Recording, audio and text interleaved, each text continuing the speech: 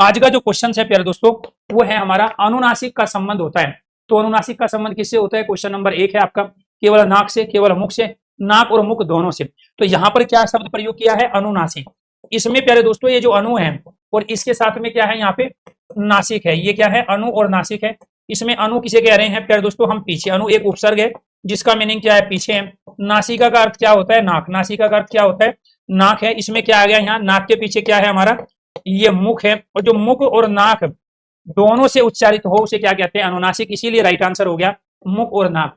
अनु का अर्थ होता है पीछे, ये आपका नाक है, नाक के पीछे आपका मुख है। राइट आंसर नाक और मुख दोनों। राइट आंसर हो गया आपका यहाँ पर सी।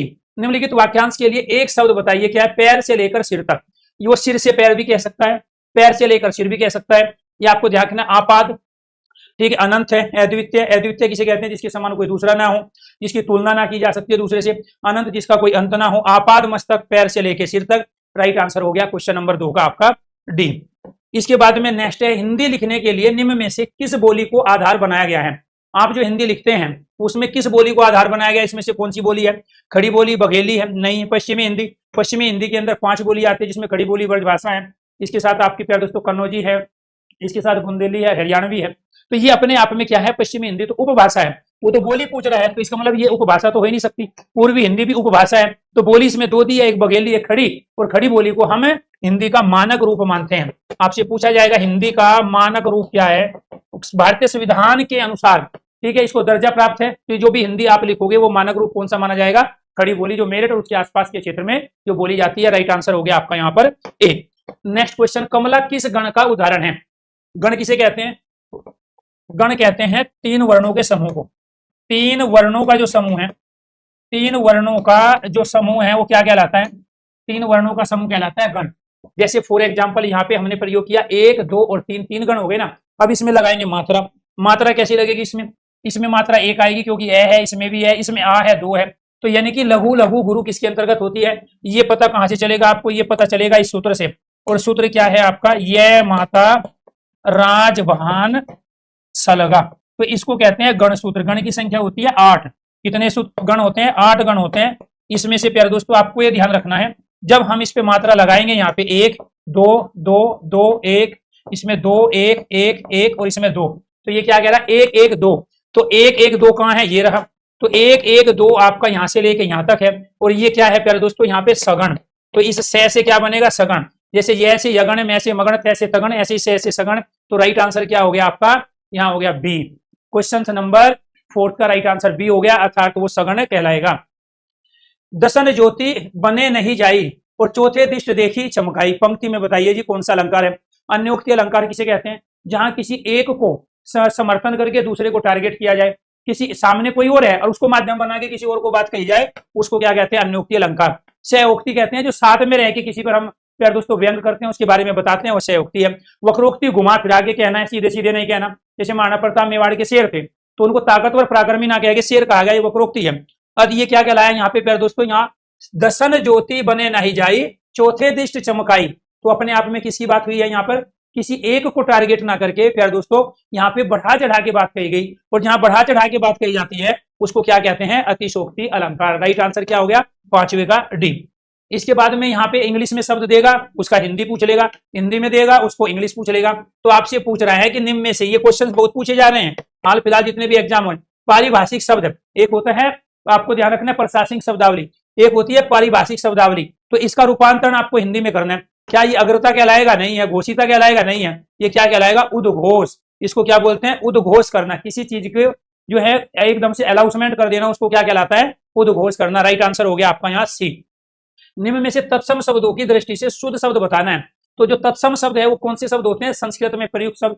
संस्कृत के शब्दों को हिंदी में ज्यों का त्यों ले आए, वो क्या कहलाए? तत्सम शब्द कहलाए। तो कौन सा समूह तत्सम शब्दों का है? ऊंट तत्सम शब्द है लेकिन घोड़ा नहीं है। चर्म तत्सम शब्द है लेकिन यहाँ घोड़ा नहीं है, तो इसका मतलब ये तो है नहीं, सारे तत्सम है।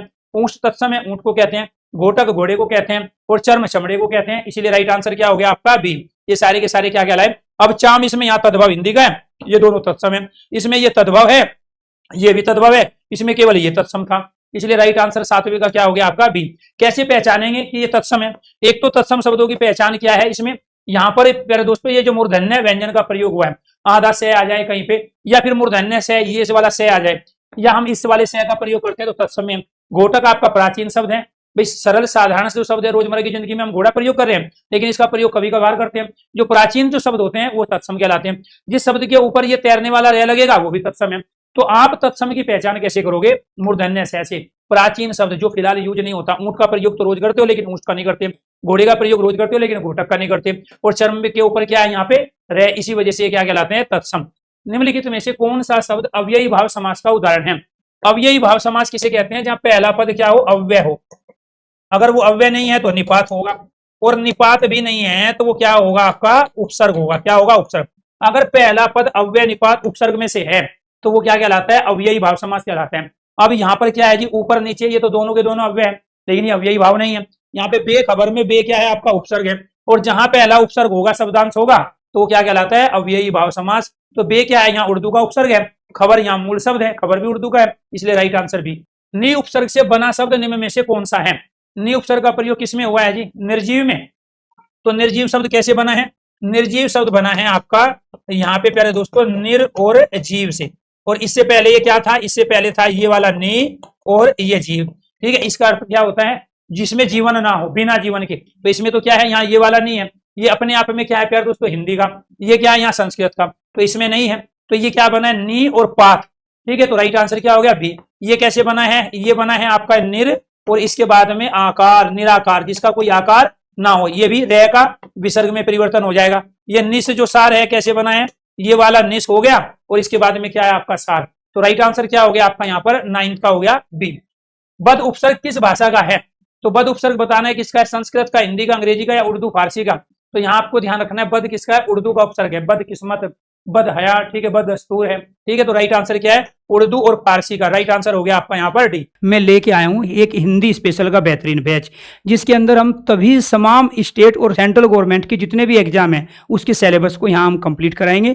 इस कोर्स की फीस रहेगी 399 रुपया। इसके अंदर हम हिंदी व्याकरण, हिंदी शब्दावली, हिंदी काव्य शास्त्र, हिंदी साहित्य, भाषा विज्ञान और हिंदी विविध, यानी कि हिंदी के सारे वे सेक्शन जो किसी भी एग्जाम में पूछे जाते हैं।